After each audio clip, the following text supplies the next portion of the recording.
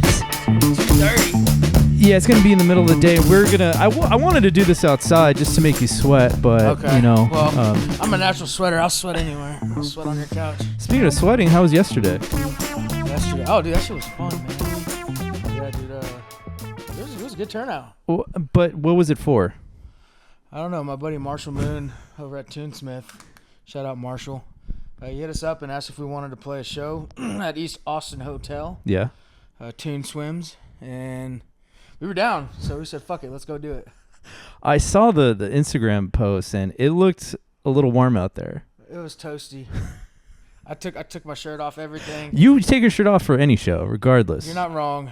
I don't think it has to be hot. Right after the set, I took my socks and shoes off, and I went straight to the pool. There's a pool there, yeah. Yeah, and then there were some people sitting there. I knew they didn't want to get their hair messed up, so I said, if y'all want to move, I'm going to cannonball in this bitch. You gave him a pre-warning. Yeah. Okay, that's nice of you. She was like, don't tell me to do anything. Like, don't tell me what to move. And I was like, all right. I splashed so hard. And actually, they said that the vibes were high after that. They enjoyed it. Oh, so you set the tone. Yeah. After your set. That's unfortunate. Somebody's got to do it. Yeah, all right. Who else played? I think Keith Sanders played there. He wanted to. He had another gig. So he bailed? He had to peace out. Loser. Marshall Moon played with Bercy and Austin Roach. Okay. Yeah, I can't remember the drummer's name. He's a great guy, though. Man, they fucked. I probably shouldn't cuss so much, man. No, it's all right. I mean, well, your mom might watch this, so you. My mom has told me to not cuss as much at the shows, just because my grandma goes. Oh, then you got grandma. Oh, Yeah. man. Well, they Shout might. out grandma. Yeah, shout out. How old is she now? She just turned 90. Holy She'll shit. still come to the shows. She'll still mow the lawn if she wants to. She's killing it. She's been in Austin for her entire life, right? So she was born in Austin in the 30s, and then when the Ford plant opened up, she moved out to Detroit and she worked for Ford until she retired. Oh shit. Okay. Yeah, came back to Texas. Now, I don't want to get too political on this podcast, but I need to know what side you're on, so we can continue our relationship. Now, Okay. Whataburger versus In-N-Out. Who you got? I'm a P. Terry's guy all the way. Okay, that's better. All right, I can accept that. But- That's an acceptable answer. But I will say, Whataburger has my heart, just because I grew up going there. And I don't get the burgers. I get the special menus, like the patty melt. That's my shit right there. All right, patty melts are good. Throw some bacon on there. The problem that I have with Whataburger is no matter what location I've gone to, I've been to two, and I've both been served like raw chicken from their chicken sandwiches that they offer, and I'm like, I can't do this anymore. Well, you're going to Whataburger, not Whata Chicken.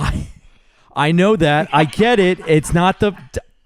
All right, that you got me there. That is a very good point. That's I just always felt like their burgers were so damn expensive. You're not wrong. That's why I stand by P. Terry's. P. Terry's, it's a good quality burger for the affordable. price. Yeah, it is very affordable. All right. And it's fresh. How long you been living in Austin?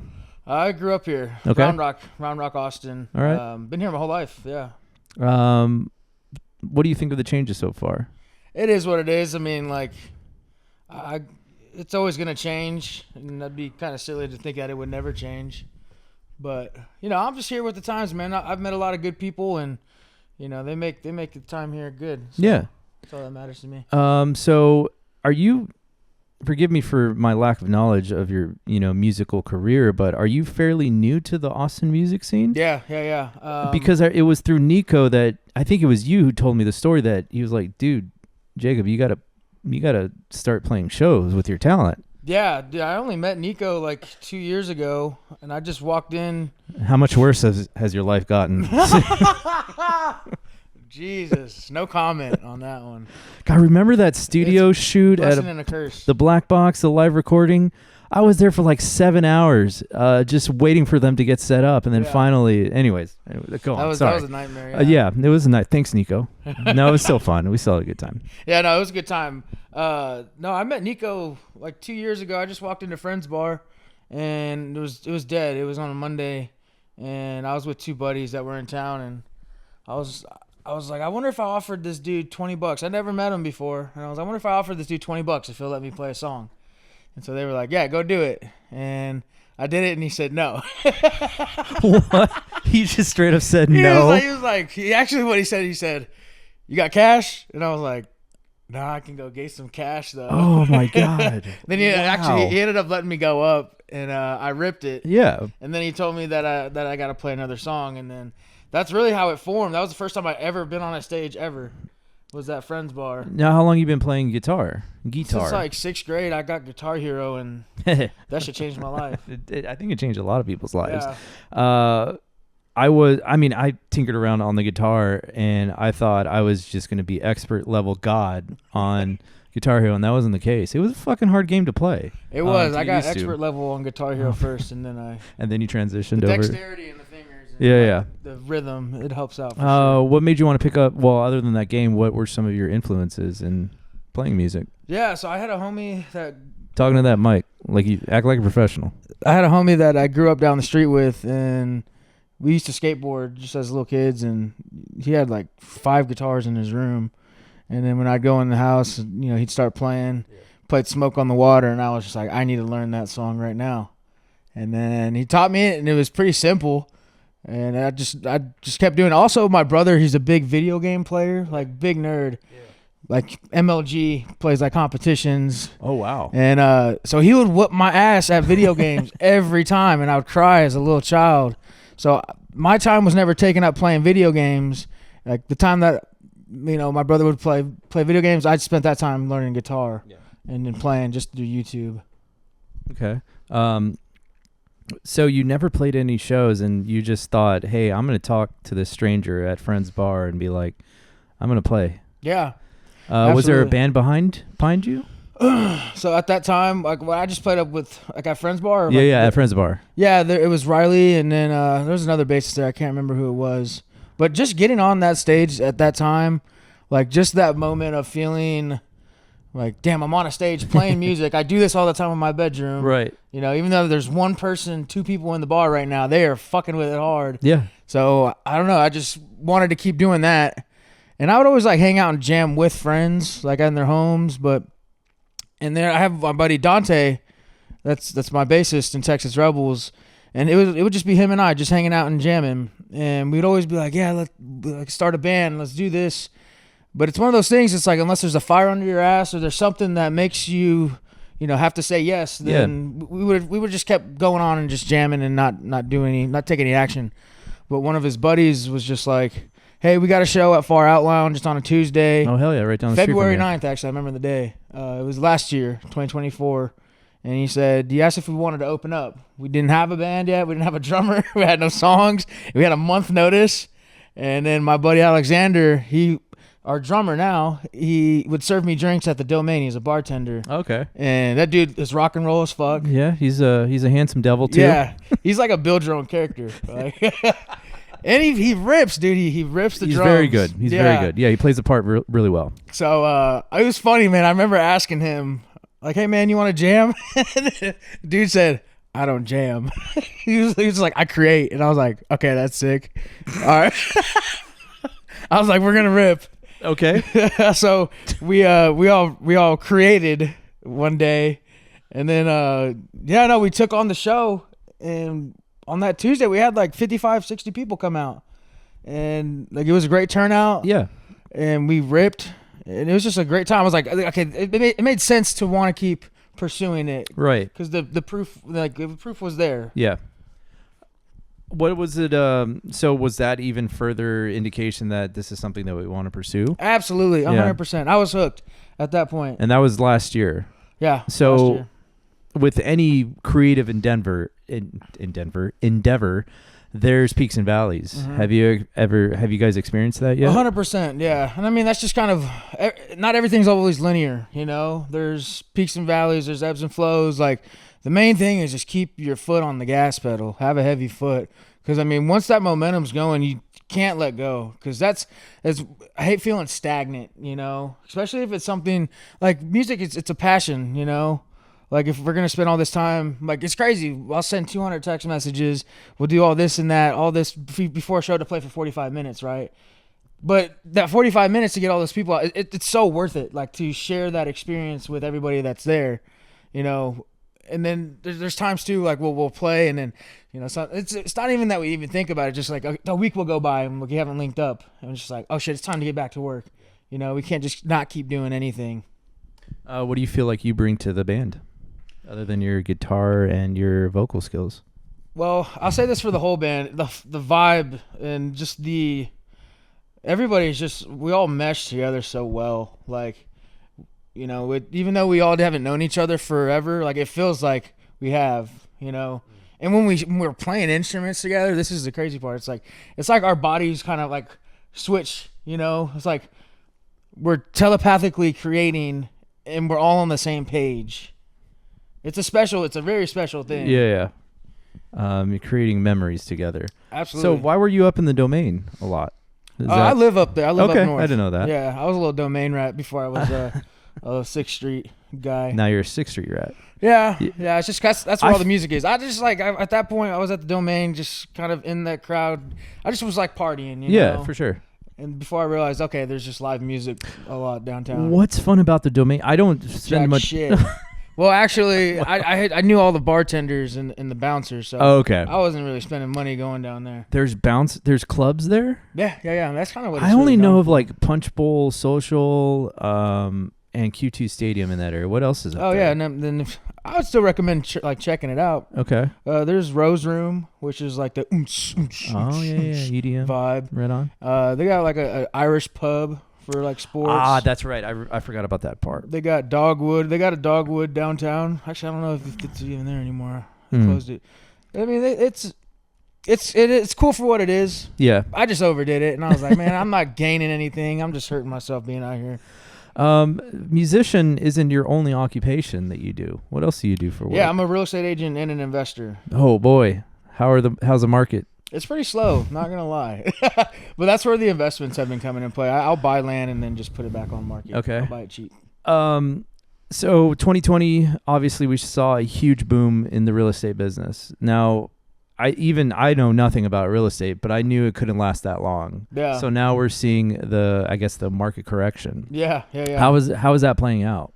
I mean, which wasn't sustainable. How fast it grew. No fucking way it was sustainable. Like, so now it's finally even balancing itself out. Yeah. Actually, it's going down pretty low. You know. During that time period, what was like the fastest from open to close? I would sell without even hitting the market. Oh my God. Yeah, absolutely. That's insane. And it was hard to just find deals. Like, only times you'd really find deals are if somebody just couldn't take it to market because, you know, maybe they were an older folk and they didn't want people going in and out of their house with COVID. For sure, yeah. So, and that's how I bought my house in 2021. Okay. But the rates then were pretty damn good. Like, I locked in at a 2.99. Good for you. Do you own this house or are you renting? Oh, well, funny story. I was working out at a gym, CrossFit gym down the street, and I had lived not too far from here with my buddies, and I met this girl. She was wearing a Deftones shirt, and I'm like, hey, that is very unique. I've never seen a girl who's into Deftones. We started talking, and then I'm like, all right, well, let's see where this goes. And we go to a gym social afterwards on Rainy Street before this was like 2017, before the craziness hit Rainy. And I go to the gym social and I introduce myself to the girl who's wearing the Deftones shirt. I didn't recognize her at all. And I go, hey, I'm Ramon. She goes, I know, we work out together. I'm like, fuck. And then a couple months later we started dating. And then I found out she owned this house and I'm like, hey, let's get married. And we got married. Oh, dude, I didn't even know you were married, bro. I am married, man. Yeah. Congrats. Yeah, this is technically. You got kids I don't know about? No, God, not that I know about. I mean, if I don't know about it, then. But no, she owned this house before we started dating, and she's a wound care nurse, so she has like the real job. The financial backing of Resolute Media is there. I just fill in the gaps when I need to financially. But no, it was it was really unique process of like becoming a home owner. I married into it. Hey, cheers, man. Cheers. Thanks, brother. I highly recommend that. That's my TED talk for the day. Yeah. Is if you can get your foot into the door of owning real estate, just marry into it. Yeah, it's easy. It's that easy. And then if we get divorced, I get 50% of the house, and is that how it works? Yeah, that's community property state. Yeah. Yeah, right. Hell yeah. See, it's a win-win for everybody, regardless of the relationship status. Yeah. No, I do want to. Well, I mean, I was working full time as a videographer, and the prospects of owning another home became viable. But then I started Resolute Media. I'm like, well, that's 1099. yeah, that's like, well, I'd rather just invest in the business. Yeah. Instead of a How'd home. you get started into videography and photography? That's a good question. I started working in multimedia down at Texas State for journalism, and I really liked editing, and I thought that was fun. And then I moved up to Austin, started working a lot of weddings, and that was very lucrative. I saw the financial aspect of doing that.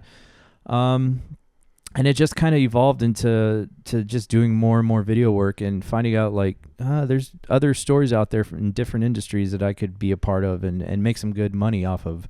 So it was just an evolution of trying to create videos for anybody and everybody. And how about the music scene? Because you are so impactful in the music scene. Again, I have it all to blame because of Nico. No, I think I was just, I was really wanting, I was like trying to do something new, trying to do something that was creative, and I really wasn't seeing the quality of work from the musicians that they deserve. Like their level of music didn't match their quality of video. And so I just started DMing artists. First person I DM'd was, he goes by the name Ganimal, his name Gerald. He's a DJ. And then the second guy I DM'd was Nico. He was just constantly posting. He was at Friends. And so I hit him up on the DMs. I'm like, hey, let me come film you at Friends. And then that relationship just blossomed into everything else. And it also kind of stems from this company called Moon Tower Entertainment. They hired me for a lot of their filming of the bands, their cover bands for weddings. And I met all the awesome musicians there, and they started hiring me for jobs. And yeah, it's just kind of just blossomed from all of that. Networking. Yeah. Networking is where it's at. Yeah, that's so crucial. I never believed in it until I had to believe in it, because running a business is hard. Spending money on SEO and marketing and website design and all that bullshit, like that's great, but going out, shaking hands, putting faces to names, and just putting in effort and all the as you know, like all the face to face is just so much more, I don't know, valuable than any website marketing. People remember how you make them feel. Yeah, so like, yeah. When you can make an impression on them, then they want to either do business with you or they want to keep them around you. Right. You know, they'll keep you top of mind when something cool comes up, and absolutely. that's how I grew my business, and so that's how it's been growing. So hopefully it stays that way. But man, running a business is hard, and you run it the right way. I'll never forget. Also, that's the hardest part of this music shit, dude. A lot of people do not know how to operate or be timely or just cordial. Like, it's just a bunch of people that just they're all over the place. They're just shooting at a moving target. And I think that's how I operate. Like, I understand you guys are artists. I'm not trying to make a buck. I'm not trying to make a profitable income sustainability off of this, music thing. There's a bigger picture. Yeah, there is a bigger picture, and somewhere down the line something will pop up. But for right now, I'm happy and staying sustainable and being able to offer a fucking quality product at a very affordable price, I think. Quick as fuck. Yeah. I'll never forget. It was Nico's first C-Boy show. He finished up. We went to an after party. Before we even got into the after party, Ramon had the damn pictures edited, like 7,500 pictures in the Google Drive. And I was like, okay, I got to work with Ramon. Yeah, now. and that's the unsexy part of it. Like I didn't even get to say, you didn't even get to say bye to me at the end of the show. This motherfucker just walking right out the door. He's out of there. That's the thing. Well, that's another thing is like I'm older. I'm 37. So I understand the concept of like, if I mean, granted, I want to go party with you guys. But if I do that, that's a 3-day fucking hangover that I can't deal with. And I like to really spread out my hangovers and spread out my fun time. But when it comes to this stuff, like this is my livelihood. I'm not gonna put partying above it, Fair. So I want you guys to grow, and I want you guys to grow through my quality of work. And one hand feeds the other, and we all blossom into beautiful artists, and we create together. I love that about Alex. Like what do you say? I don't make music, I create. I don't jam, I create. Which is beautiful. Yeah. That is a bold statement. Yeah. And had I not seen him playing before, I'd been like, fucking douchebag. But no, I saw him playing. Okay, that tracks. So speaking of managing, what are the similarities in like managing real estate and managing a band? I would the say business this. aspect. So it's all about leads, like trying to get new opportunities. And here's one thing I wanted to mention. Like my main takeaway that I want musicians to really remember is the negotiating. Learn how to negotiate for yourselves. Like you are leaving. A lot of musicians are leaving so much money on the table by not knowing how to negotiate. And here's the number one thing of anything I gotta say is never, ever, ever, ever give a price first. Whenever you're talking to a venue, all right, or talking to someone that wants to do a private event, they're going to ask you what's your rate and for how long. You say that's a good question. What's your budget? Okay, go on. I'm not gonna interrupt. Because like, dude, you never know where they're gonna be at, right? Like we had for example, we had a real estate commercial company hit us up to play a private show. Awesome. They ask us what's our rate. I don't know what price they're gonna be at. I would play for. I mean, it's not that I would play for like $300, but I would play for $500. But who knows? Maybe they could be offering $2,000. I don't want to shoot myself in the foot and say, "Oh, this is the price." Right. So I did, and I said, "Hey, that's a good question. What's your budget?"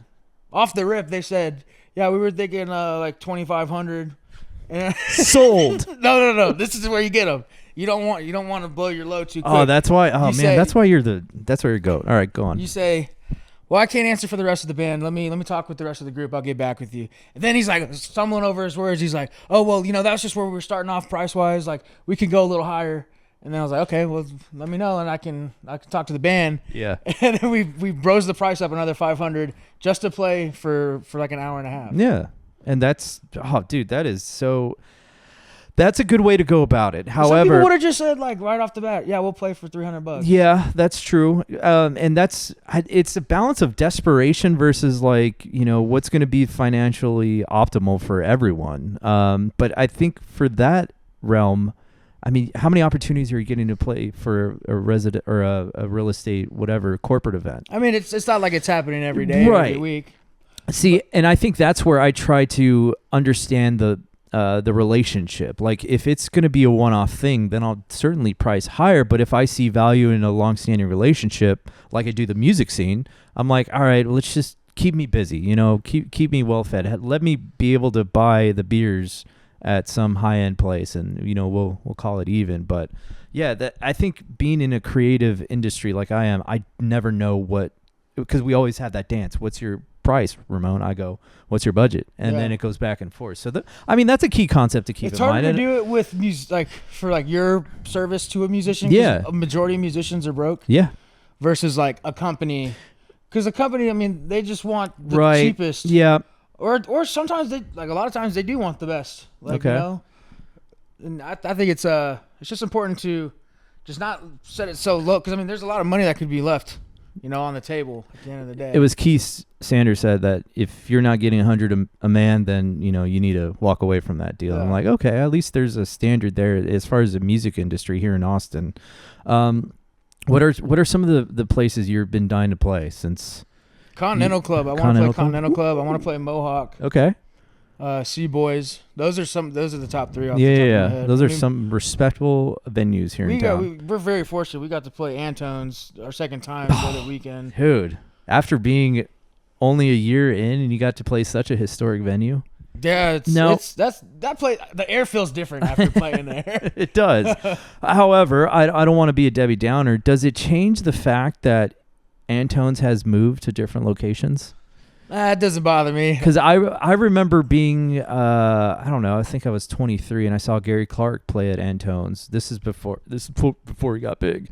This was at like 5th and Lavaca or 5th and Guadalupe, whatever it was. I don't even remember what it was. Gym is? Yeah. No. It's not a Gold's Gym. It's, fuck, I should know this. 5th and Lavaca. It's 5th and Lavaca. And I thought that was like the place, but I think it's moved around a lot in Austin. Yeah. So does that take the allure out of it, or is it just no? Nah, not at all. Okay, sorry. I'll cut that section from the podcast. I'm fucking idiot, Ramon. So what is the process of trying to get into those places like? Just the networking thing. The bringing value is the most important part. Okay. Because I mean we're new. Like it's not like the bookers know us personally, but so it's going to be another band that's going to take a chance on us. Yeah. So, for example, like Nico, like he got us on the bill, and our value add is we're going to put asses in the seats. Right. You know, and then in order to do that, Alex is going to track the ladies. Yeah, exactly. No, we just hit the socials hard, and the most important part is the personal invitation. You know, I'll send out 200, 300 text messages for a show like that. Okay. Because it's harder for somebody just to say. People want to feel invited, you know? So it's like when they see... And also, too, the algorithms, they won't put that shit in front of me until, like, after the show happens. That is very true. You know? Again, this is a Keith Sanders show now. I see his shit posted on Instagram, and I'm like, oh, I'm excited. I'll go, and then I find out it was fucking yesterday. Yeah. So I now starred his account so I can keep up to date with his music. Now, when you invite people, this might get awkward. Do they ask for, like, hey, can I get, Can I get a free ticket? Can I get... Very rarely, actually. Okay, all right, very rarely. good. It does happen. Okay. But no, not really. It's. I think it's more of how I approach and ask them. I'm just like, hey, look, I was thinking about you. I'd love to catch up with you. We're playing here. Yeah. And also, when we play our shows, we like to make them a big... Like something to celebrate, you know? It feels like a family affair when I've been to the shows that you played at. Yeah. You bring everybody. Yeah. Man, I'll reach out to people like I haven't seen in years. Just because I genuinely do want to see them. Yeah, for sure. You know? Right. Also, too, I just believe in what we're doing, like, very, very passionately. And, I mean, like, I'm almost 30. Like, to start a band at man, you're so age, fucking old, Jacob. Wow. Well, like, to start a band at this age, a lot of people are going to think that shit's cringy. I don't think it's cringy at all. I feel fucking cringy going into backyard sessions to watch fucking 25-year-old Nico Little play his guitar. I'm like... There's a lot of young people here, and I'm just the creepy guy in the back with a camera, and so I'm just gonna, stay back here because this is weird. But I enjoy the show, and there's a lot of good artists that are young and upcoming. God damn, Nico, Grayson Turner. There's all these cats that are coming up. You guys. So the fact that you feel that way at 30, God, it makes me feel terrible. Nah, I don't feel cringe at all. It's just I love doing this shit. I would like. It's so fun. It's so fulfilling for me to do. So what do you think separates you guys from other blues rock and roll band? What do you think you're doing look, differently? Our sound. Okay. Really the energy for sure. Energy is a big thing. I think that's the biggest takeaway that I get from your shows. Your banter is it's pretty good, but I think the energy that you put out there from the way you rip that guitar, it's awesome to watch. Thank you. And yeah, the energy is always upbeat, and it's I don't know how to say this, but I was coming from filming EDM music, DJ music, and that's a different vibe. It's more chill. And towards the end of the tour, I'm like, I want to see something that's gonna just rip my face off. I want to be energized with that pure, I don't know, adrenaline. I just want to see something exciting on stage. Not that EDM isn't exciting, but I want to see something different. Yeah, and so I think you guys bring that energy for sure. Man. So what does Dante bring to the band? Dude, Dante is he's the brains. Really? Yeah, okay. He's our accountant, bookkeeper. Oh, nice. Yeah, he's just such a great guy. He seems like he's a good time to hang out with. Honestly, so funny. All of you guys. So funny. Yeah, no, I love that guy, man. He's just good energy. Like, also, one of our songs, Nevermind, like, he'll unintentionally, like, write some bangers. Like, whenever we wrote the riff to Nevermind, it goes like, diddle down, down, down, diddle down. He was tuning his bass, and then when he finished tuning, sometimes, like, musicians will just throw their fingers on the fretboard, just hit some random ass notes, He just goes, doodle-a-doo, doo-doo, doodle-a-doo. And I was like, hold up. I was like, that's cool right there. We run that back. And then we ran on that for like an hour and then wrote that song. Okay. So now Dante, he's vibes, brains, just good energy to be around. Alex, what does he bring? Fucking that raw realness. That he fucking smashes the drums. He's good vibes. Very creative, funny. He creates. We've established that. Yeah, he doesn't jam. He creates. Everybody, man. Like I love everybody in that group, dude. Everybody brings something to the table. Okay, nice. I had another question I was going to ask about the band. Where did the name originate from? So, I was only in one other band, in my life, and I was in like 7th grade, and we were called the Rebels. Wow, man, it's so original. Then we were called the Rebels, and then whenever we were doing the show, our first show in February, actually our first name was Big Bag Theory, and we were like, nah. Big Bag Theory. Yeah. Is that No comment. in relation? Is that in relation to substance? No comment. Okay, all right. So yeah, Texas Rebels. Now you're 7 years younger than me. I feel could Texas Rebels be affiliated or associated with a bad connotation?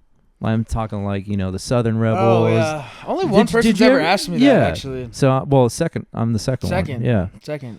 No. No. I mean, it just came. Okay. It just came out of lack of creativity. that's a good question though. Nah, I mean, much like if the name, it doesn't sound like. It sounds like some Southern pride stuff for sure, but I think if you take a look at us and you see 3 brown dudes, right, then you'll like, picture. wait a minute, this doesn't make sense. I can't figure this out. With you being Latino, how do you feel about playing blues music? Does that ever matter? Because when I was growing up, I loved Green Day, but then I was like, I can never be Green Day because I'm fucking Mexican. Billy Joel's a white guy. Like it's not going to make sense. Yeah. So that was my thought process for the longest of time. Yeah, and then for sure. as I grew older, I'm like, yeah, that doesn't matter. Yeah, no, good question. I just feel like it's universal for just the sound, Yeah. like it's a feel. And I feel like you're also interpreting it in your own creative endeavor, right? Yeah, absolutely. I keep saying in Denver. I have Denver on my mind because we're doing a big boys golf trip. Oh, nice. In the middle of July. We're just gonna get away from the heat a bit and then just play 3 courses. So I have Denver on my mind right now. You a golfer? I am. I love golf. It is life. It is Where do you everything. play? I have Kaiser, Jimmy Clay. Kaiser? More of a Riverside guy. Riverside's fun. It's a challenging course. It's really affordable too. Very much. But yeah, golf is life. What do you shoot? Right now I'm at 5 handicap, but that No is way. going up because I just can't figure out my swing right now. We got some issues going on, and it's in my head. That's all it is. I'll shoot like if I get under 100, I'm a happy guy. Well, that's totally fine too. As long as you're shooting below the temperature outside, then that's a good day. Crack a few beers. So how have you seen the landscape of Austin change? What's good about it? What's bad about it? It's pretty damn cluttered.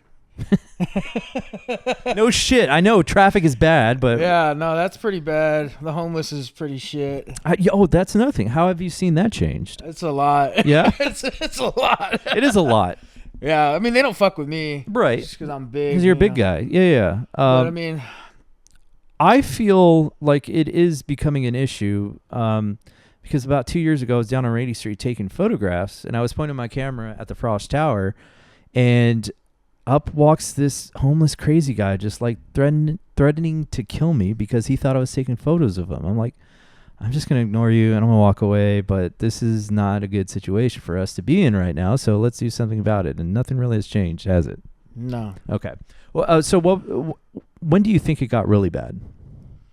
Sheesh. When did you see it get noticeably bad? I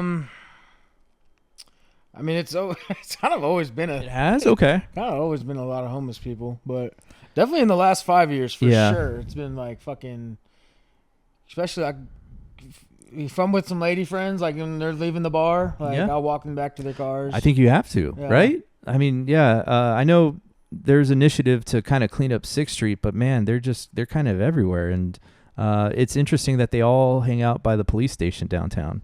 Yeah, that'd be interesting to see what the gentrified 6th Street's gonna look like. Are they doing that project thing where they're building the thing across 35 with all of our hard-earned tax dollars? I guess You're supposed to know this, man. This is real estate. This is your business. Cut that part. Yeah. No, it all stays in. It all stays. This is freedom of speech, Jacob. Fair enough. Do what we want.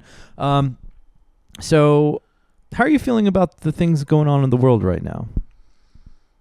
I mean, there's a lot of crazy shit. There is. A lot of crazy shit happening every day. We can't really control it, can we? No, that's kind of one thing. Yeah. My mantra is I always just control what I can control. Right.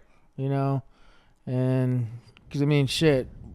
If I'm gonna suffer over something that either hasn't happened to me or, it's not fair to myself to, like, just put myself through something that's not either happened or something I can't control. You only have so much energy to give. Yeah. Right? So why devote it to something that you can't really fix? I had a mentor once. It's kind of one of those little, you can consider it corny, but my mentor, when I first got in real estate, he gave me this really good analogy and was like, imagine you have a pitcher full of water, right? And you only have like 4 empty glasses. And those 4 empty glasses are the things that mean the most. You have to figure out what the most important things are to you. And that's in that pitcher of water, it's a finite amount of energy that you have. So you have to pick and choose what is most important to you to devote your energy to. Yeah, I agree. I can't really control the outside of the world. Shit, I can barely control my own company, let alone like the happenings of, what the United States is getting involved in and the city of Austin is getting involved in. So it's like, man, let me just control one thing that I know I can control, and that's the focus of a camera. That's how the audio's level sound, and I just go from there. Same, yeah. But with the guitar. Yeah. What do you do for like your mental health? Honestly, just being around people. Good. Like I can be by myself. Like that's you can? Yeah, I'm not dude, worried. I can't. I know it's scary for some people. I was so excited to have this podcast so I could finally talk to an individual. I don't know, just definitely being around the homies. Like, yeah, and obviously music for sure. But it's easier said than done. Don't get me wrong. The party life it's consuming with the whole rock and roll. You know? Yeah. But just taking one day at a time. Sure. Also, my family is great. Yeah. So pretty much your immediate family all lives here, right? Yeah. Oh, that's so nice. My family lives in Commie, California. No, I'm kidding. There's nothing wrong with California. I just like saying that because it makes you had Texans me think upset. that was an actual city for a second. No. I was like, they would name a city that. Yeah. They're all back in California, and my dad actually moved us out here to a place called Alpine. You familiar? Far West Texas, Marfa. Okay. Yeah. Everyone knows where fucking Marfa is. That's great. I love that.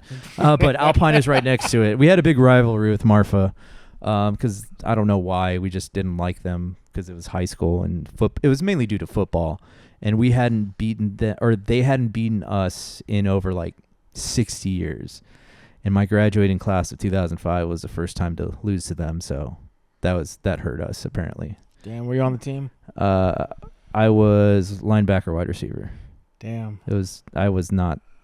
I shouldn't have been in those positions. But coming from a small town, like you have to play whatever position. How many people were in your class? Shit, 63, if that. Yeah, we were driving to Corpus for a gig the other day. And that's right. And on the billboards, they would have like their top 10%. And it was like 5 people on the billboard.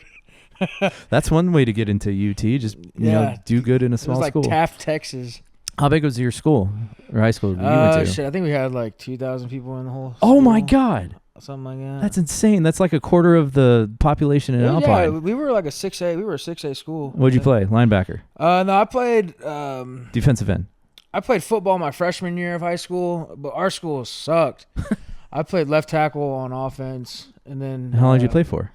I played my freshman year, and then I ended up getting knee surgery. And I was like, man, we suck, so that's not even worth it. But I played baseball my whole life. Baseball was my main sport growing up. I used to play very competitive baseball, like traveling to different states and different cities every weekend. And pitcher? I was a catcher. I pitched. I bet you were. Fuck you, dude. I played pitcher as well. I had the knuckleball on me. Oh, man. Played first base. Mainly, I was just the 4-hole hitter, man. I fucking hit tanks. Okay. I peaked. Talk to me about the Corpus tour that you and the boys did, along with Nico Little and Raul, right?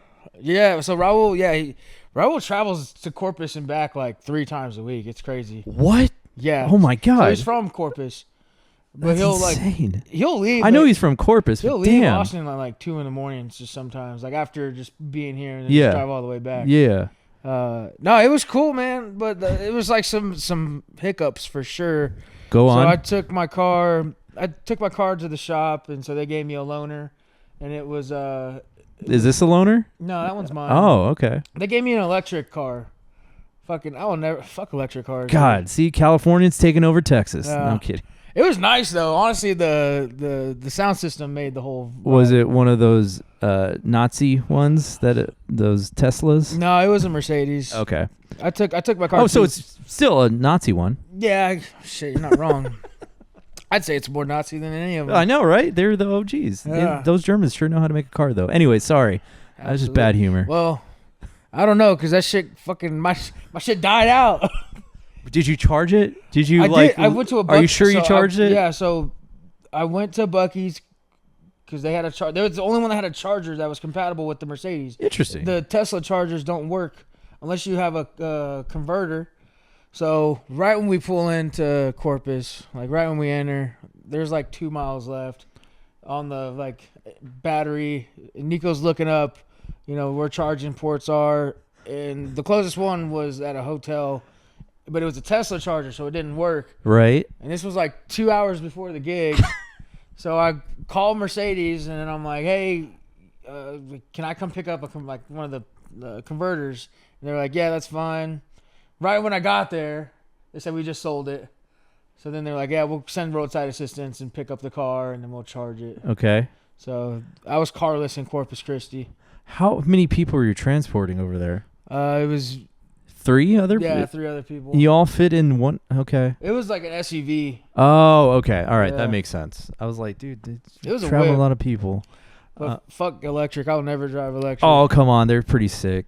They're fast. I do love a Tesla. I test drove one. I'm like, I have to get this. And then I saw the price tag. I'm like, I can't afford it. If it was a Tesla, it would make more sense. It's just for that converter on the charger, like you can't use a Tesla charger. Okay. So there's really there wasn't really any chargers that would work. Now, what road snacks are you taking on this? Shit, we hit Buc-ee's, man. I've hit the shit out that. Oh my God. What do you get at Buc-ee's? We stopped in. You get the jerky? Shit, I got one of the burritos and then one of the goddamn the brisket sandwiches. Okay, bro. It's like a 3-meat brisket sandwich. No diddy. I feel like Buc-ee's is definitely something you have to experience. If I had to describe it, it's like an elevated Walmart in a way because they have everything there. I'd describe it more as the gas station HEB. Gas station HEB. Okay. Because the HEB is nice. I don't like Walmart. Well, that's the thing. I get like anxiety going into Buc-ee's because there's just so many damn people there, and I don't get anxiety when I go to HEB. I have my particular HEB spot. I have my routine down, so I can't really consider it an HEB. But a Walmart, I get a little anxiety when I have to go to Walmart because I don't like going to Walmart. I think it sucks. But every once in a while I have to go there. But I don't know. Anyways, I digress. How'd the show go? It was fun, man. That's the thing about like playing 45-minute sets. They go by so quick. It's like in a blink of an eye. Yeah. I've actually had to learn how to channel my adrenaline from rushing so hard because I'll like almost black out. Yeah. Not even from drinking, but like when that adrenaline hits, it's just like you just go through the motion. Like you're just going through your like what you know. Yeah. And it was fun, man. There was a good turnout. We played at sunset. That was beautiful. Okay. Corpus smells weird, but it's pretty. Like it was pretty where we were. Just don't go on the beach. It was nice. Like they're actually they're doing what Austin should be doing about the homeless. Oh, really? I didn't see like. Well, no one wants to stay in Corpus. They're all coming up here. Who wants to stay? I'm sorry if you're from Corpus, but no, like we went in college, we went to Port Aransas. I know it's not the same, but I'm like, the beach is kind of cool. And we would party on the beach. And of course I wasn't really taking in the scenery, but then we went back last year and went to the beach. And since that time I heard of like diapers on the beach and it's real shitty. And then we get to the beach and sure enough, there's diapers on the beach. There's fucking trash everywhere. I'm like, all right, well, let's just go ahead and kill the 6-pack and like not care about trash anymore. So yeah, we did that. Did you contribute to the trash? I did not. We were very responsible. We tried to pick up some, but God, dude, it was everywhere. And that diaper will forever be embedded in my brain. It was literally open? Oh no. I literally opened the door to get on the sand because you can park on the beach, but I don't think it's a good idea. You shouldn't park on the beach. There's so many problems that could come from that. But I opened the door, get out, and it's right there, like right at my foot. I'm like, fuck, all right, this is It's an interesting spot. That why you don't want to have kids? No, there's a multitude of other reasons why I don't want to have kids. Having kids is a death sentence, man. But then I've heard other aspects, like it is very rewarding. You think about business differently, and it just changes your world's perspective. And quite frankly, I'm being pretty selfish with my time. Like, I want to golf. I want to be able to do all the cool shit. I want to be able to go to y'all shows and work them or don't work them and just, have a good time. And you can't really do that when you have a child. At least I can't. I don't think I could. Stay selfish, dude. I'm trying to. I do think our time is running out because my wife has a biological clock and that thing is ticking. So we got to make some moves. But I told her, okay, let's start considering it in 2026 because I got the Southwest Companion Pass. Are you familiar with this? Oh, Southwest offers this deal where you spend a certain amount of points or money and you get to fly with someone for free. Oh, shit. So I got that, and we were traveling to different cities on this DJ tour that I was on.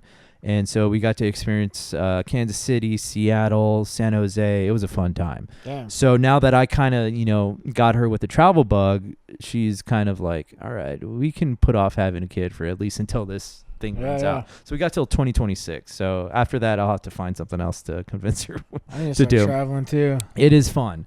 I will say Minneapolis was the shittiest city I've ever been to, mainly because I got called the F word. Not the fuck one. Why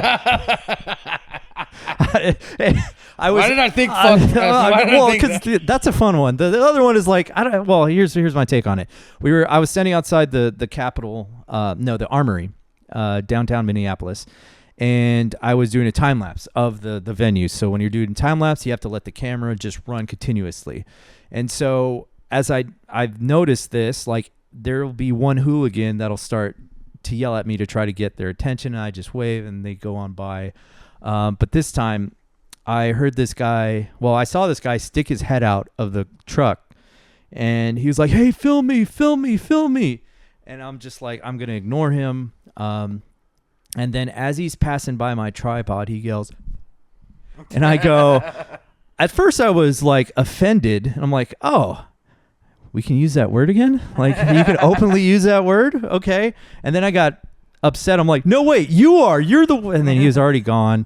But then he won. Yeah, he won. He got me good. And then I just started laughing. I was just like, dude, that was kind of funny. Ruined the whole trip. You got me. Yeah. But that was the only bad encounter I've had throughout my traveling so far.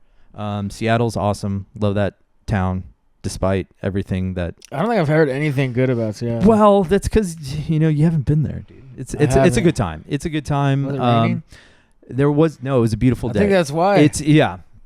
We caught a very very beautiful weekend where it's blue skies, not gloomy at all. But living here in Texas, where it's mostly sunny for most of the year, being able to go to a gloom and doomy city like Seattle, it's different. It's nice. It offers a nice reprieve from the heat. How many days were you there? We were in Seattle for about 4 days. Okay. So my wife is pescatarian. So we on her birthday we ate a bunch of like vegan places, and it was actually really good. I was really impressed with the cuisine that we had. We had like a 5-course tasting thing in downtown Seattle that was really good. And they paired it with nice wines. She wasn't drinking, I was. And man, I got hammered after the fucking 3rd course. They were filling, like when you do tastings, they do like that, like one finger. They were filling it up to the damn near top. And I'm like, I don't know if I'm going to survive this entire dinner. But was that just to go for leisure? Or for no, that was for working. I was covering. So Vincent Antone has hired me on his weekend tours, which by the way, I don't know. I don't really like calling it a tour. Like we'll just fly out the day of the show, which is typically a Saturday, and then we'll fly back the next day. So he had this weekend tour going on with LS Dream and Closey, and they're the headliners, but they hired him for direct support. And he hired me to go out to all these cities, and it was a good time. It was a lot of fun. Filming EDM is interesting and tough, but I felt like I did a good job. He liked all the content. He liked the photos, videos. So I can't wait to do it again. Nice. Yeah. I wonder, whenever we were talking earlier about like the bigger picture. Yeah. Right. What would you say like is your goal with what you're doing? That's a great question. I thought about that. The goal is to just, I want to say it's to pay the mortgage, which I'm doing, but I think the greater thing is to go on tour again with, I already done the DJ. I want to go on a tour with like a band, and do more of a docu style. And when I'm talking about going on tour, I'm talking about being in the bus, capturing all those moments, telling the shitty part of being on tour. That would be one of my goals. And the other is just to, I don't know, stay sustainable. That's a great question. I need to have some deep thinking on that. Is there any like inspirations from different documentaries that you've seen that you would kind of like to style of after? Or make your own? Jacob, you were so insightful. I would never. I didn't even think about that. It Might Get Loud was probably my favorite documentary. It's with Jimmy Page, The Edge from U2, and Jack White, and they gather these musicians and they're jamming in a circle, and they take apart each guitarist's life, and they talk about the history of it, and they bring it all back when they're jamming together. So it's a very beautiful documentary, and I would highly recommend that. Yeah, I remember seeing they would play the Kashmir, right? Yeah, the riff to Kashmir. Yes, that was by far one of my favorite documentaries. And then here's something I would like to do. I would like to do a pay-per-view type miniseries documentary for local musicians here in town. I already started one with Chris Mead. He's a drummer here in town, and I'll tease it on Instagram, but I want people to buy it for $1. And this is kind of my business model. So I want to use this as an example. So I'll use Chris's following. I'll use my following. We'll say, hey, you can watch this video about Chris. It's going to be really good. I think he's a really interesting drummer. So you'll buy it for $1, and we'll split the cost 50-50. That means I'll take 50% of $10 if we get 10 people to watch it and buy it, and he'll get, $10 as well, whatever the case may be. But I want to use that as an example to take it to artists like, hey, I'll charge you $3,000 to make this documentary, or we can do like a 70-30 split on whatever we put out there. So like if we have a link and we make $10,000 from it, that's something that I really want to kind of play around with, because one, I always feel bad charging artists. To your point, they don't have money, but at the same time, we all have bills to pay. So Correct. If we can utilize both our audiences and financially have them pay for our video, then it's kind of like a win-win situation. Yeah, that's what I say. It's a win-win. Yeah. That would change the game. It would be, but I have to build out that documentary first, and I really think it's going to be good. I've never been confident about any of my work, except when I go film your shows at Come and Take It. Killed that I was really confident about that. But no, this is something that I'm really confident in, and I hope to God it works, because, God damn it, I need it to work. No, I don't need it to work, but I want this concept to prove that I don't have to charge you, the musician, a lot of money in order for us to be profitable. Yeah. So that's what I'm working on, and that's what I want for my business. So you're doing one for Chris? One for Chris. We're going to test it out. So if you have $1 to spend, I'm going to ask you for it. No, okay. Cash. Let me build it out first. Right now. Yeah. That's the only way I feel like not guilty about taking your money. Because we're both in this together, and I don't know, taking money from you just feels wrong. What makes you feel that way? The struggle of the artist. Like when you're a musician, you have to pay for studio time. You have to pay a designer. You have to pay, maybe a stylist. Maybe you're paying a social media manager, or you're doing it all yourself. You're paying out the ass for everything that you're trying to do. And sometimes that ROI, you can invest all the money Negative in the world. Exactly. Yeah, it's not going to come back. You're a good man, dude. And so it just, because I know what it's like to build a company. I know what it's like to be in the rooms where people are telling you no, and like, no, we don't believe in your idea. We don't believe in your dream. We don't believe in your fucking product. So go somewhere else. And like, I don't know, it makes me feel bad when I take your money and I know that that money could go to your rent, to go to other sources.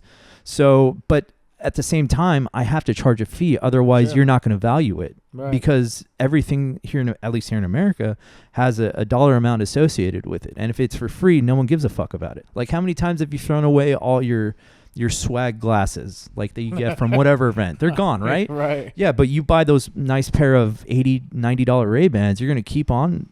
Well, shit, some would say like they lose them even more often than their swag sunglasses. But, you know, if you sign a dollar amount to something, then it becomes valuable and then you'll cherish it more. And that's kind of a weird way to phrase it. But, yeah, I have to charge something. Otherwise, you're not going to respect it. Yeah, so whenever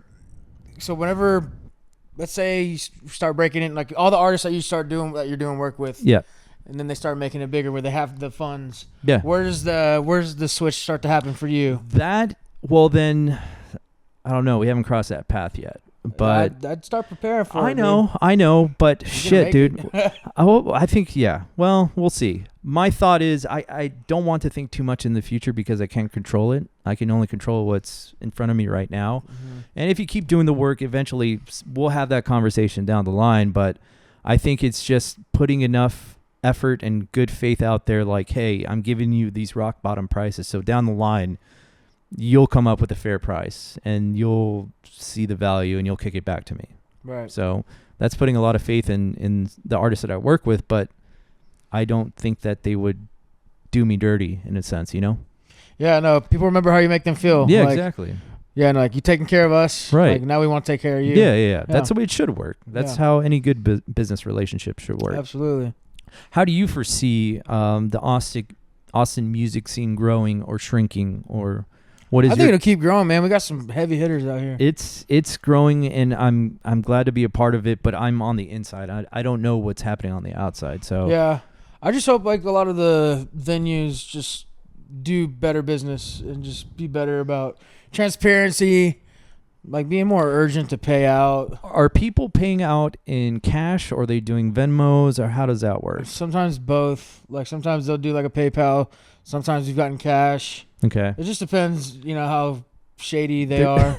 There's no standard, right? Yeah. I mean, there is no. That's what's shitty about it. It's like, man, there'll be some places where you gotta message them for 2-3 weeks, and then like they'll steal money from us. How is that possible? How is that fucking possible? It's because they don't have any systems in place. They don't have any structure.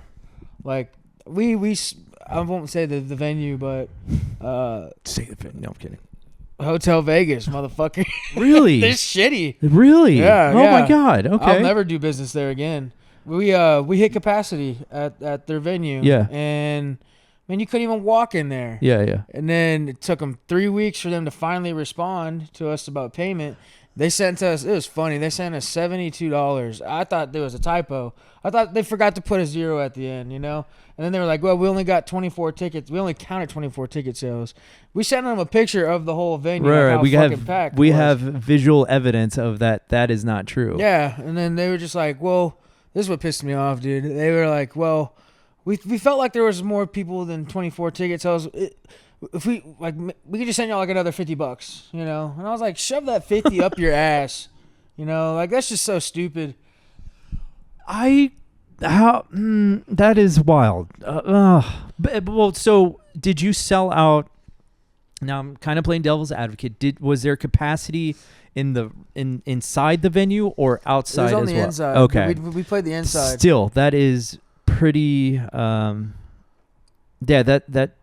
That's at least 100 people in that room. Yeah, there was like minimum 150. Like 100, and even 140. if you were to say like, oh yeah, people got in through the back because there's multiple entrances. They usually have a door person. Right. In the back, Yeah. So there's still someone at the front or by the stage that is collecting, dollars from people. Oh man, I'm sorry. That it's just sucks. shady. Like, Yeah. Especially because, dude, we could have done so much more business. Right. Yeah. Like, I loved playing there. Yeah. What kind of weekend was it? Was there anything else going on or? You know what was shitty too is they had a band coming in town. Okay. Like on tour. Yeah. And I mean, I don't know if they paid them any more or any less. Like, you should reach out to them and be like, hey, I did ask them and they just hadn't paid them, and then I ended up asking them again. Yeah. If they paid them the same amount Right. as us, and they just never responded to it. So I'm gonna play devil's advocate and say, yeah. hope that they didn't just give them all the profit. It just doesn't make sense. Like, I mean, we're a local band. They hit us, and that's the thing too with that venue. They don't like our music. Right. They don't like rock and roll. They like the the alternative, the edgy, or just death metal, like, which all of it's cool. But they don't respect our kind of music, but they fuck with our business. Like, they love how we bring people in, and for them to do that to us, it just doesn't make sense. No, it doesn't. It's terrible business. It seems like a very greedy mindset, and I don't understand that concept. Very short-minded. Right. And I think I'm gonna fuck this quote up, but rising tides raises all ships. Did I get that right? Sounded good. but I learned that concept from like the brewery industry. 2020, all the breweries took a hit because no one was coming to breweries anymore, so they had to figure out, hey, let's play this, to go model. And Nomadic Beer Works, was a part of that, and they were talking about how they would help out, other breweries that didn't have canning. So, well, they had extra growlers available, to give to these other brewing companies, and that just that made me believe that, okay, there's really not competition. You just need to help each other out. That way, you can grow quality products, and everyone can have a good time and be profitable off of that. Yeah. So that's real shitty that Hotel Vegas did that to you. We'll have to blur that. Blur Hotel Vegas. Okay, well, actually, I don't really give a shit. Yeah, I mean, if they fucked you, if they gave you $70 worth your time of, how long was your set? 45 minutes. Yeah, it was like 45 minutes. Well, we should have made at least like $800 easily. Yeah. So what are the typical not protocols? What are you making? Is there a set price? Is there are you making sales off the alcohol? Okay. So that's where it's like, that's where the fun challenge is, right? That's like where the sales comes in. Yeah, It's a numbers game. Yeah. Like, I can reverse engineer that number off the head. Like, if I know, for doing $10 a ticket, if we need to make, $1,000 for a show. Now, what data points are you bringing to these venues that shows that, hey, we can bring in so many people, we can bring in so many? Yeah, so I mean, we keep track of all the numbers for all the shows, how many people come, and we have it in a spreadsheet. Is that Dante doing it, or you too? So Dante and Lindsay, his partner, she'll always ask what the head count is for the show, so she'll remember it. And then we'll keep it tracked down. Right. Usually at this point, whenever we're playing shows too, it's kind of, a band will ask us to join them. Okay. It's sending the cold email is not as I guess it doesn't work as well as I'd like. Okay. So we don't really shoot cold emails as much anymore. It's usually just a warm introduction from another musician. Got it. Okay. Take a chance on us. Yeah. Okay. Not as effective, the cold emails. Yeah, but I feel like with Eventbrites and all these third parties that are able to sell tickets, I feel like you're accumulating data that way. That's what I need to figure. That's what I'm trying to figure out the most is how do I, because the money is the data. Yep. Like money talks, dude. And we're gonna get a website made, to sell merch and that'd be the best way for us to get data. Good. I think merch is that's an online store that runs 24/7, and you have great opportunities to make decent money that way. Yeah, absolutely. So good on you for that. Does Nico have a store open? He doesn't, does he? So. That's son of a bitch. All right. He's actually getting a website made right now. Oh, okay. Yeah. Good for him. No, he'll have one made too. It's just essential, Yeah. It's just one of those things that has to be done. And it's crazy. There's 1,000 hats, doing the music shit or with anything, running any business. Yep. Yeah. What is your least favorite hat to wear when you're either working in real when you're either working in real estate or as paperwork? I hire people for that. Yeah. For writing contracts, I'll have an assistant do that. Oh, there you go. Yeah. Is your assistant ChatGPT? No.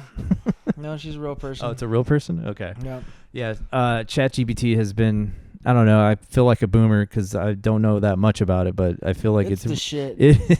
I'm finding that out now. How often do you hear people? I say ChatGPT. I don't even say Google it no more.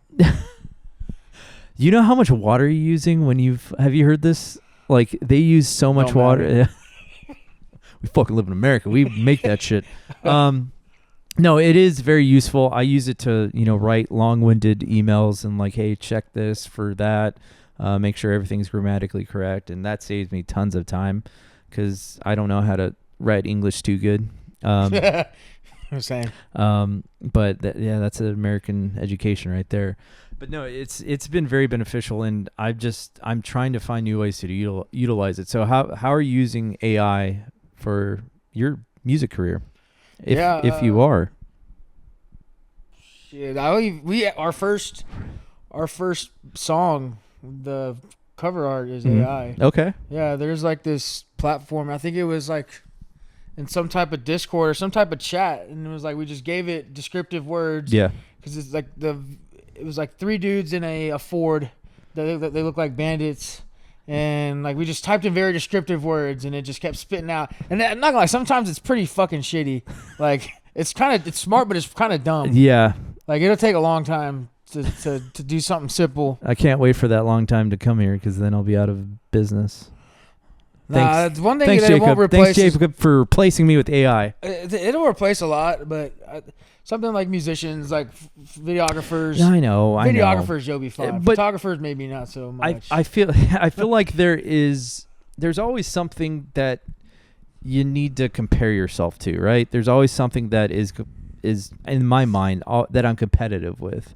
So when it comes compare you to you. Well, that, but I mean, there's a lot of great stories that come from competition, like who is Tom Brady without Eli Manning? Right. There's that battle. So who are you in competition with? That's a great question. I think about this all the time, and really, genuinely, in my heart of heart, it's me. Because the one thing with music is it's so subjective. Like there's a million players that are better than me, but I'm one of one. I'm not them, and they're not me. I could spend the next year trying just to learn exactly how they play, but it's not going to make me more unique.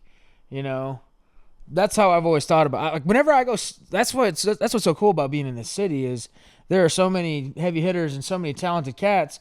I will go see them and just I'll be so inspired by seeing it. Like I won't see it and be like, damn, they're better than me. Like that shit is so fucking corny.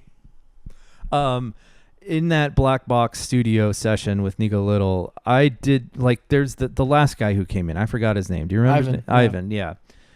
And from my perspective, were you nervous at all? No, not at all. I could tell that because here's this big play. I didn't know who he was. I knew he was like a blues. Just had that energy. Yeah, he walked in and I'm like, oh, this guy. All of a sudden, everything's working now. Yeah. All the electric's working. Right. He had this ambiance to him, or this glow to him, and then there's something about watching you and Reese. Damn it, sorry. Yeah, my twin. Reese.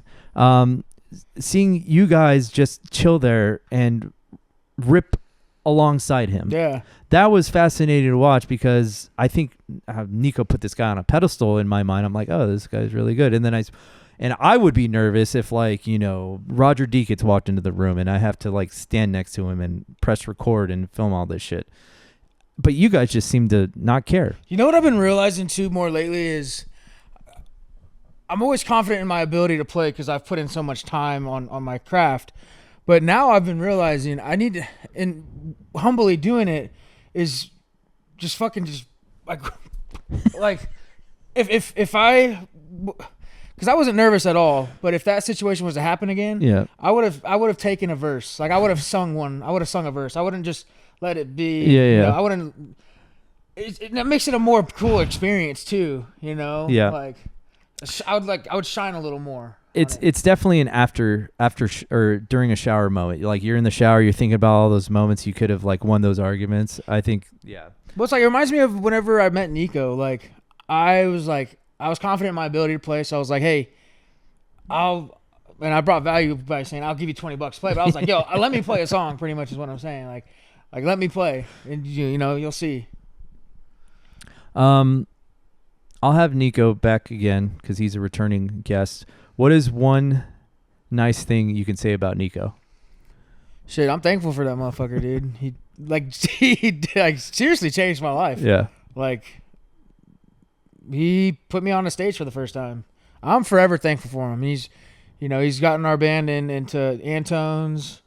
He's just a good person. I very much value our friendship. Yeah.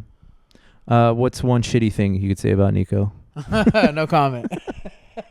No, I'm kidding. It's just so he's from Canada. Oh, that's it. That's what we got. I guess like money out there, like having like an account for Venmo or some shit. You can't link a card, bro. If having to spot his ass, bro, he takes like 2 weeks to pay me back. I know, right? He's like, I don't have Venmo because it doesn't work. I'm like, all right, that's fine.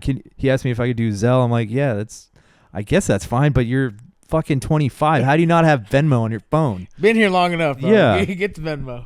Is he a citizen, or do we have to worry about ICE taking his ass away? He's stuck here. All right, cool. Oh yeah, he was born here in. Oh yeah, he's in Ohio. That's Ohio. right. Yeah, in Ohio. And what are your thoughts on Israel Palestine? No, I'm kidding. What else is gonna ask you? I had some hot takes. Here's a hot take. Social media. One thing that really bothers me is the ability to post something on a story that is the most horrendous thing that is happening around in the world, and then the next story is like a cute puppy. I can't understand that. Help me understand. Why is that happening?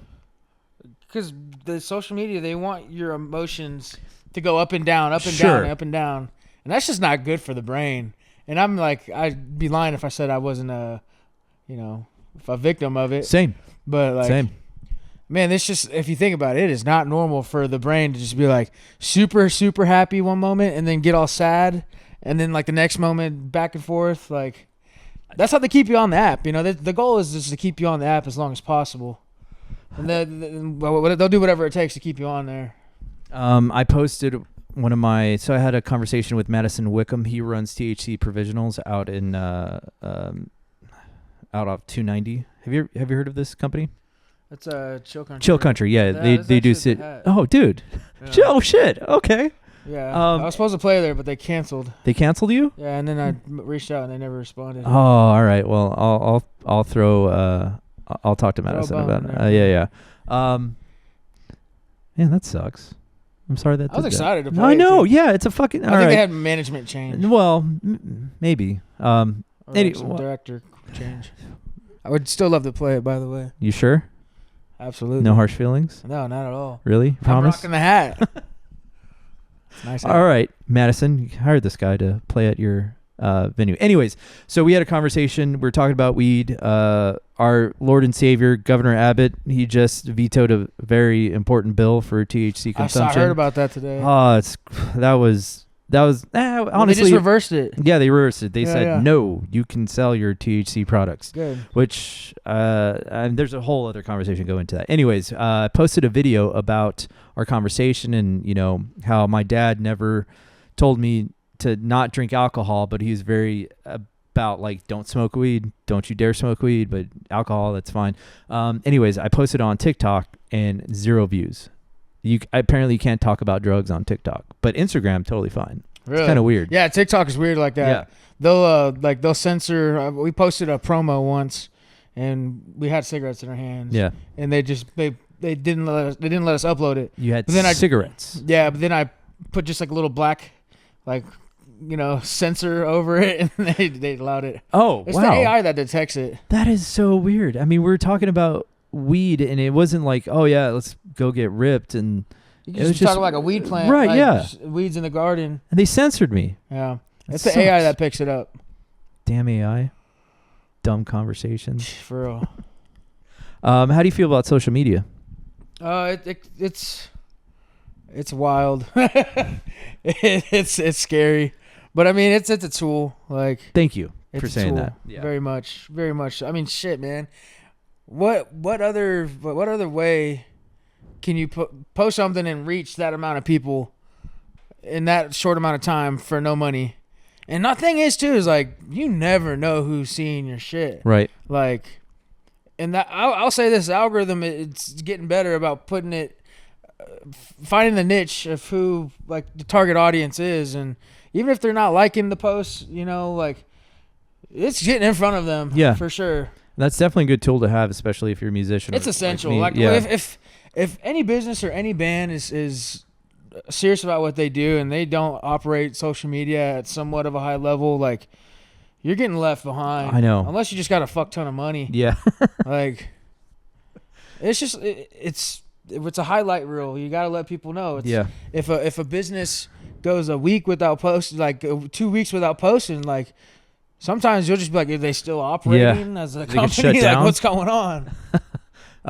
It's also it's a tool, and it's a matter of being moderation in consumption, because sometimes you could just go down rabbit holes and you've lost Brain 2 hours, rot. which I respect your lack of response through my DMs. So that's why I need to get your phone number. Yeah. Because that's great. I don't knock anybody for not responding to me on Instagram. It's like, yeah, maybe you should. I'm on this fucking thing way too much, so maybe it's good on you for not responding to my DMs. But it also, I take a little bit of a ego hit when I see other videos doing far better than my videos. I'm like, fuck, why didn't my video do better?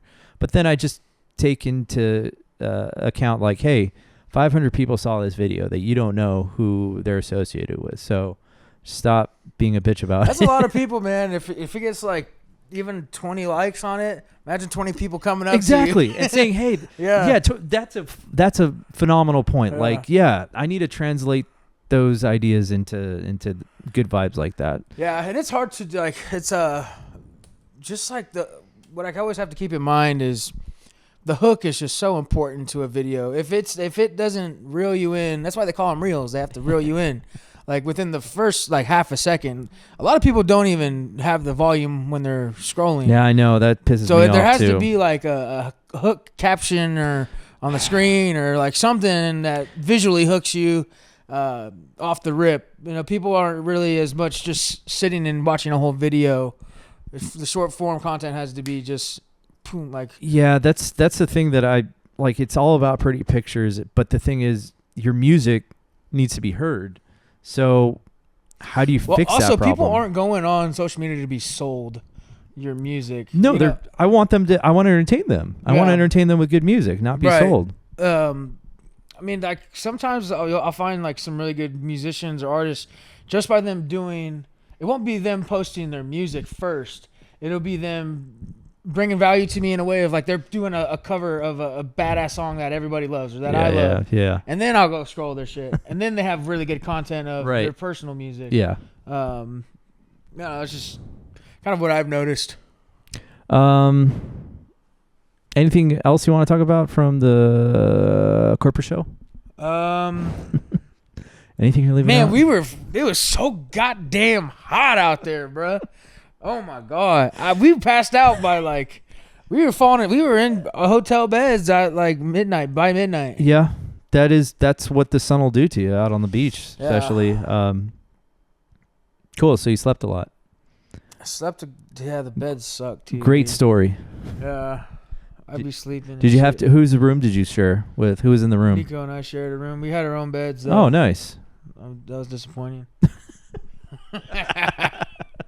How many people did you have at this? What was it? Best Western?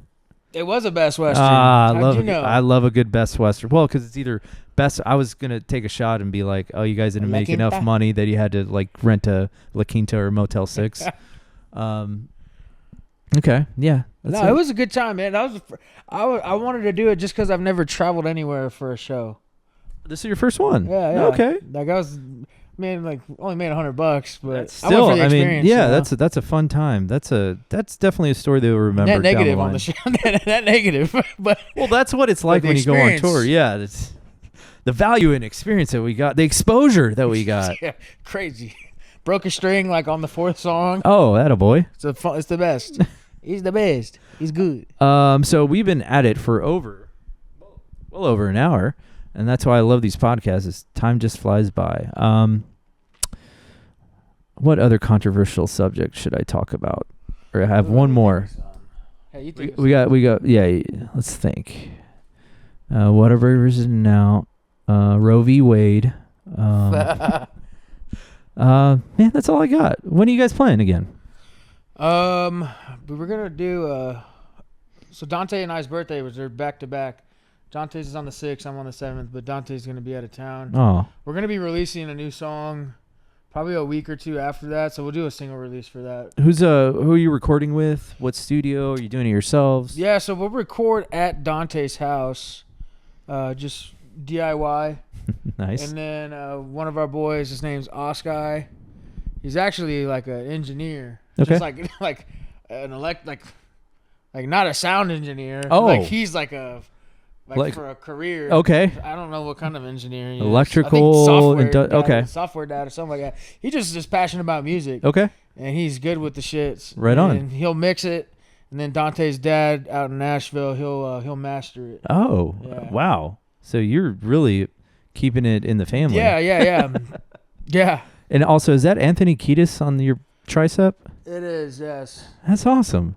That's what it looks like. Let me see it. I got this. That looks like he's from Scar Tissue Days or Californication. Yeah, the guy that tattooed this, I met him in the bathroom at the Domain. What were you doing in the bathroom, Jacob? Washing my hands. And Of what substance? I'm kidding. soap and water. Yeah. No, So and then he's the one that did this too, like the chest and the stomach. God damn, that's gotta hurt. The stomach was a bitch. Yeah. What? Because I'm ticklish. I'm like, I got a lot of nerve endings on my whole body. Okay. That's my girl. Like she'll fucking just make me squirm. Oh. If she wants to put me in a vulnerable position. But no, the stomach hurt like a bitch. You know, shit took like 6.5 hours. Once we were at like the A, because we would go like 45 minutes on and like 5 minutes off. Like I was hurting a lot. Yeah. This dude doesn't even drink, and he left. He was like, "I'll be right back." Came back with a bottle of tequila, just so I can, be a little less tense. So you stop squirming. Yeah. What is it about Anthony Kiedis that you like? You know what, man? Whenever I got this one, I ain't even gonna lie to you, bro. I just wanted a chili pepper tattoo. I wanted this like smaller and like just like colored in. Yeah. But the artist, that's why we hit it off so well. He was like, "Dude, Chili Peppers is my favorite band of all time." Like, Okay. I have this piece that I've been wanting to do, and I wanted this one smaller, and he would have done it colored in for $200. Yeah. Or he was like, "I'll do this one for $300," and I was like, "Okay." It's a good looking tattoo. Yeah, no, he killed I love it. He Yeah. absolutely killed it. Honestly, that's like my least favorite tattoo. Okay. But to go from that and then do the abdomen, man, that is a place that I never want to get tattooed ever. It was painful, man. What made you want to get that on your abdomen? I got this one first, and then like a week later, I was like, I'm doing my body. Texas as fuck. Born and bred right here in Texas. Absolutely. Yeah, I think I'm gonna get my knuckles done for my birthday, like my fingers. What are you gonna say, El Baracho?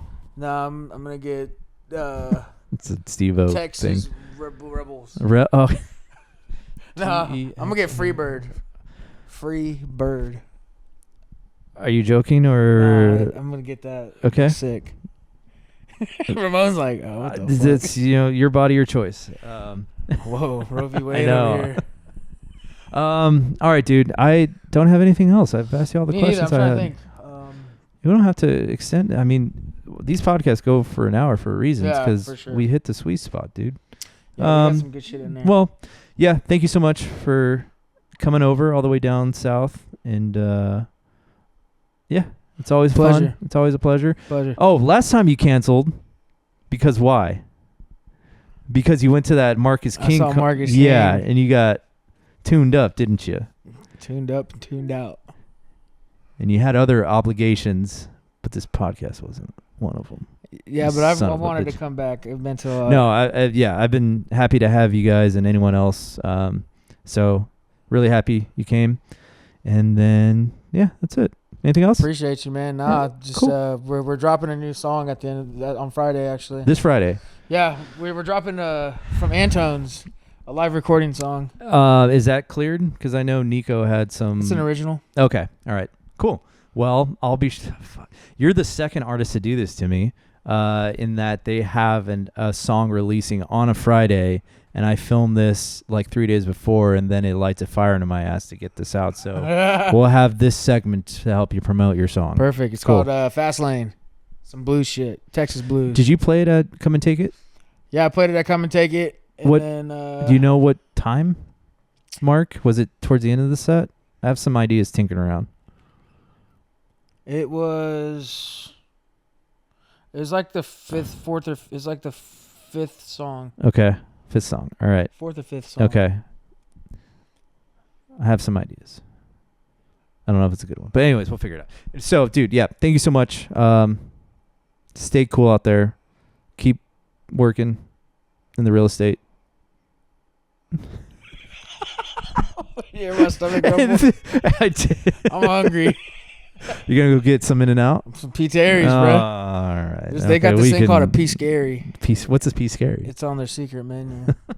It's like 4 fucking patties and like 5 pieces of bacon. And It doesn't beat a double animal style, so I don't know what you're talking about. So go enjoy that, sir. okay, you enjoy your Kami Cali In-N-Out. All right. Thank you, Thanks, Jacob. Ramon.